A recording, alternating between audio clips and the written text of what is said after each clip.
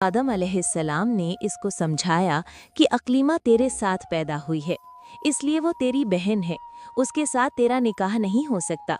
मगर काबिल अपनी जिद पर अड़ा रहा। बिल आखिर हजरत आदम अलैहिस्सलाम ने ये हुक्म दिया कि तुम दोनों अपनी अपनी कुर्बानियाँ खुदावंद कुद्दूस अज़्ज़ वजल के दरबार में पेश करो। जिसकी कुर्बानी मकबूल होगी वही अक्लीमा का हकदार होगा। उस जमाने में ये हुक्म जारी था कि जो कुर्बानी की मकबूलियत की ये निशानी थी कि आसमान से एक आग उतरकर उसको खा लिया करती थी। चुनांचे काबिल ने गेहूं की कुछ बालें और हाबील ने एक बकरी कुर्बानी के लिए पेश की। आसमानी आग ने हाबील की कुर्बानी को खा लिया और काबिल के गेहूं को छोड़ दिया।